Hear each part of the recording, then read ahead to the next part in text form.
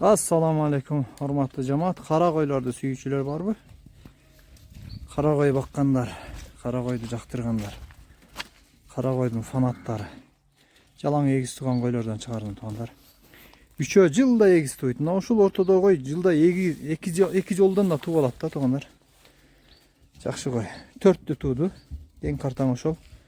Нол четкisi Арашан чипирунный. Boyu 90. 90'lıktan bir de 2 qo'y бар тугандарына алды да кетип аткан qo'y. Анан мына ушул жашыл пирке чоң qo'y. Мына туйын деп турат. Кудайым буйруса bir ayga жетпей туйду. Анан так. Мына ол qo'ylar. Бул Насырөктүн линиясынан Арашан аралашкан qo'y тугандар. Гисар qo'ylar. Козун өтө мыкты берет. Былтыркы козусу 90 миңге сатылды. Быйылкы жаздагы козулар 30 миң сомдон сатылды.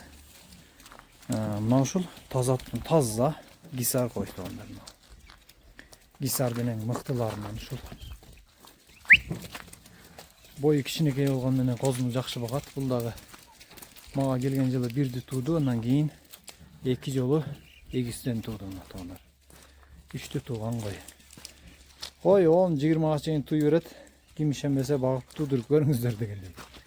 Так, балары тугандар 45 миңден 5 баш айдап чыктыр. Бер айдап чык. Кудайым насип кылса, мына ушул аркадагы койдун козусу бардыгынын пулун актайт. Жакшы ниет. Бирок неменин ушастиктин прямой баласынан качкан. Төш, бой, койдун өзү өтө күчтүү. Былтыркы козусун $1000 бербедик.